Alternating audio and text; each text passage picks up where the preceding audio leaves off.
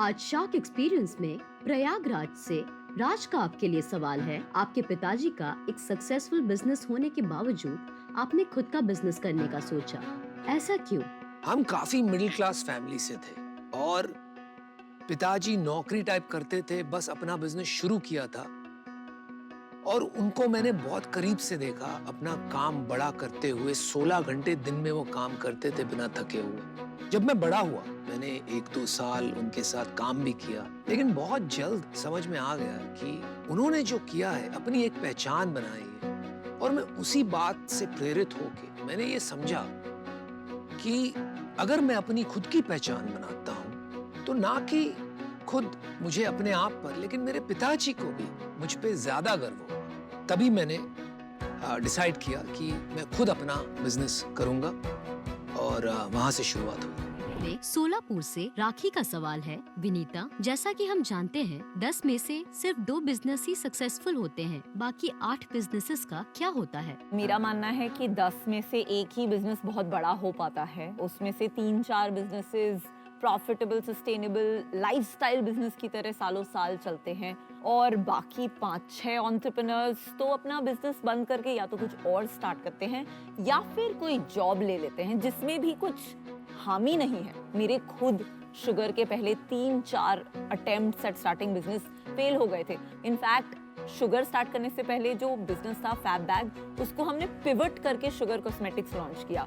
तो ये जो फेलियर, रीस्टार्टिंग, पिवट्स, ये एक एंटरप्रेन्योर की जर्नी का बहुत अहम हिस्सा है। उसके बिना मुझे नहीं लगता किसी एंटरप्रेन्योर को अपने सक्सेस में मजा भी आता है। पीयूष, आज शार्क एक्सपीरियंस में वेल्लोर से अनुप्रिया आपसे पूछना चाहती हैं। आप कहते रहते हैं कि हर बिजनेस इन्वेस्टेबल नहीं होता। एक बिजनेस को इन्वेस्टेबल बनाने के लिए क्या जरूरी होता है? मैं कहूँगा एक बिजनेस इन्वेस्टेबल तब होता है जब आपके पास उस कैपिटल का राइट यूज हो।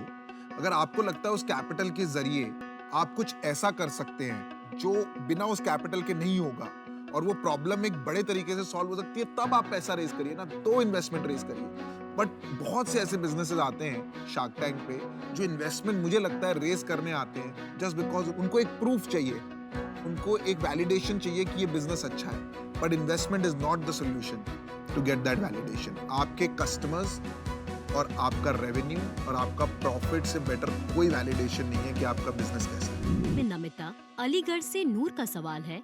आपकी किताब बहुत बढ़िया है और कई इंसाइट्स देती है, लेकिन ये बताइए कि 5 शार्क्स में से शार्क टैंक इंडिया के शार्क्स कौन है और डॉल्फिन्स कौन? पहले तो नूर, थैंक यू कि आपने मेरी किताब पढ़ी और आपको अच्छी लगी। अब ये जो सवाल है शार्क्स और डॉल्फिन वाला, तो जब हम डील्स के लिए लड़ते हैं, जब हम मुश्किल सवाल पूछते हैं फाउंडर्स को, तब आपको हम सब में वो शार्क दिखेगा। लेकिन बहुत बार हम ऐसे वेंचर्स में भी इन्वेस्ट करते हैं जहाँ टाइम लगेगा उन्हें टू बिकम प्रॉफिटेबल, लेकिन उनकी कहानियाँ इतनी सुंदर होती है। तो ऐसे वेंचर्स में जब हम इन्वेस्ट करते हैं, आपको हमारे जो डॉल्फिन का रूप है वो नजर आएगा। अनुपम, आज शार्क एक्सपीरियंस में चंडीगढ़ से प्रकाश का सवाल है।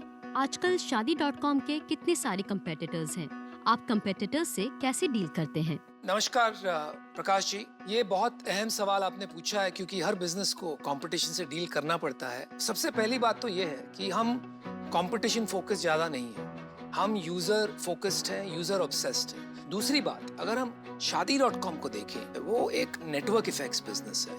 कोई किसी की खोज करता है तो शादी.com पे आएगा, ढूंढेगा, उसको हजारों मैच मिलेंगे। वो कोई नए स्टार्टअप पे जाएगा तो उसको बहुत कम मिलेंगे, तो वो यहीं ज्वाइन करेगा। तीसरी बात, आज पूरी कैटेगरी को सिर्फ शादी.com के नाम से जाना जाता है। तो जब ब्रांड आपका इतना पावरफुल हो जाता है तो इस वजह से भी कंपटीशन को बहुत तकलीफ होती है हमसे compete करने में। तो ये कुछ बातें हैं कंपटीशन के बारे में। Thank you. पिक्चर अभी बाकी है मेरे दोस्तों।